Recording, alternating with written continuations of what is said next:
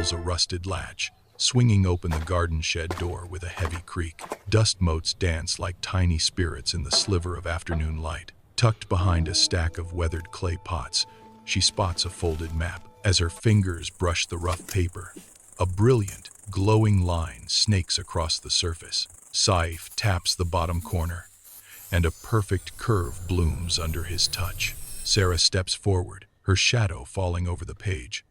Instantly, a glow starts to appear. Suddenly, the compass rose on the page of the map, pulses with a rhythmic golden beat.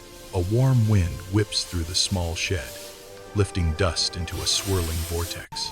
The world blurs into a single streak of blinding light, and they are teleported to a new dimension. They land hard on cold stone floors. The air smells of old ink and salt. They find themselves in a grand, sunlit workshop in medieval Sicily, 1154. In the center, a massive silver globe towers over them. Ayah watches as a glowing line begins to carve itself into the silver. Then, the globe flickers. A jagged section of the coastline vanishes. Idrisi steps from the shadows, his robes brushing the floor. He kneels, his eyes tracking their confusion of the missing piece on the silver globe map. Every line was carved by listening to travelers and turning their stories into truth. The gap on the globe pulses, dimming rapidly as if the world is being forgotten. The map wants us to finish the missing piece. I will turn it. Tell me when the lines match.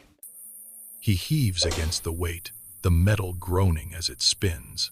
Sara tracks the glowing path on the map, her eyes darting between the paper and the spinning silver. Now, she cries, placing a wooden marker on the precise coordinate on the globe. Ayah aligns the map with the globe, and the missing coastline etches itself back into the silver. The entire room suddenly floods with a warmth as the missing piece of the globe is complete. The time shift pulls them back, the shed door slamming shut behind them.